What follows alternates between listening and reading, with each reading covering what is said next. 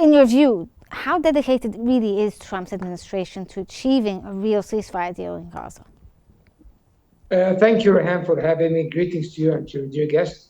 I think that President Trump and the Trump administration are interested in achieving a ceasefire in order to primarily secure the release of more detainees from Hamas's captivity.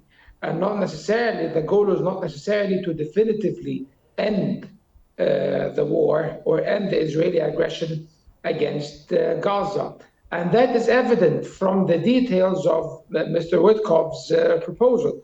A temporary ceasefire, a truce basically that should last about 60 days, the release of about half of the living detainees and about half also, or more than half of the dead detainees as well, a total of 38. If I'm not mistaken, 10 alive detainees and 18 corpses, and also the facilitation of the entry and distribution of aid through the UN humanitarian agencies, and also the redeployment of Israeli forces in some sectors to the front lines or the combat lines of that existed before the abrogation of the first ceasefire.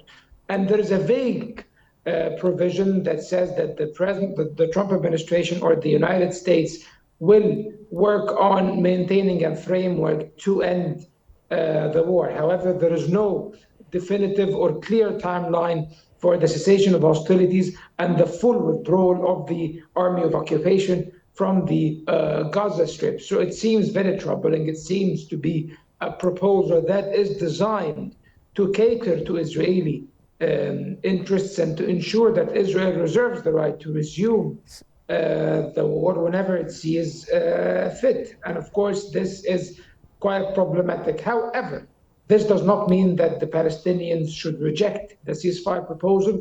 Any ceasefire, even if temporary, is better than nothing, is better than the resumption of hostilities and the continuation of the bloodbath inside the Gaza Strip, because the humanitarian situation is dire, and now the well-being and fulfilling the livelihood needs of the people of Gaza should be everyone's top priority, including, of course, the Palestinian factions.